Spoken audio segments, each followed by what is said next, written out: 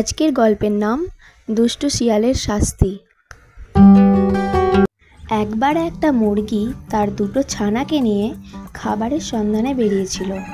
হঠাৎ একটা মুরগি ছানা তার মাকে বলল, কি হয়েছে? আমাদের খুব জল তেষ্টা পেয়েছে, আমাদের জল দেবে মা? দাঁড়াও সোনারা, এই আশেপাশে কোথাও জল আছে কিনা দেখে আসি। তোমরা কিন্তু এখান থেকে কোথাও যাবে না। মা, আমরা কোথাও যাব না, আমরা এখানেই দাঁড়িয়ে থাকবো, তুমি তাড়াতাড়ি চলে আসবে। তারপর মা মুরগি সেখান থেকে চলে গেল জল আনার জন্য। বাচ্চা মুরগি দুটোকে তখন একটা শিয়াল দেখতে পেল। আরে বাহ, আজকে তো কি সুন্দর দুটো মুরগি ছানা পেয়েছি, খুব সুস্বাদু হবে মনে হচ্ছে।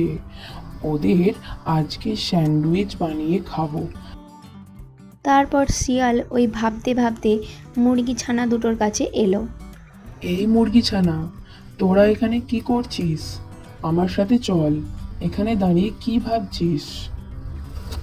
না, আমরা কোথাও যাব না, মা আমাদের অচেনা কারোর সাথে যেতে মানা করেছে। আমরা এখানে মায়ের জন্য দাঁড়িয়ে আছি, আমরা যাব না তোমার সাথে। কি বললি? যাবি না? চল। যাব না তোমার সাথে, আমাকে ছেড়ে, আমার দিদিকে ছেড়ে দাও। মা, মা।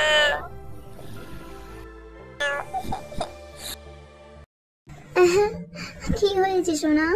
তোমার দিদি কোথায়? তুমি কেন কাঁদছো? মা, আমার দিদিকে ওই দুষ্টু পাজি শিয়ালটা ধরে নিয়ে গেছে মা। কি বলছিস তুই? তুমি তাড়াতাড়ি চলো মা, ওকে বাঁচিয়ে নিয়ে আসতে হবে। চল তাড়াতাড়ি। মুরগি ও মুরগি ছানার তখন শিয়ালের বাসার দিকে রওনা হলো। আর যেতে যেতে তাদের একটা হাতির সাথে দেখা হয়ে গেল। এই মুরগি, তুমি কেঁদে কেঁদে কোথায় যাচ্ছ? কি হয়েছে তোমার? শিয়ালটা আমার বাচ্চাটাকে ওর সাথে নিয়ে গেছে, ও আমার বাচ্চাটাকে মেরেই ফেলবে। তুমি একদম চিন্তা করো না, আমি তোমাকে ওর বাসার সামনে নিয়ে যাব। এই বলে তারা শিয়ালের বাসার দিকে রওনা হলো। শিয়ালটা ছোট মুরগিটাকে একটা খাঁচায় আটকে রেখেছিল। আহা, কি আনন্দ! আজকে ব্রেকফাস্টটা জমে যাবে।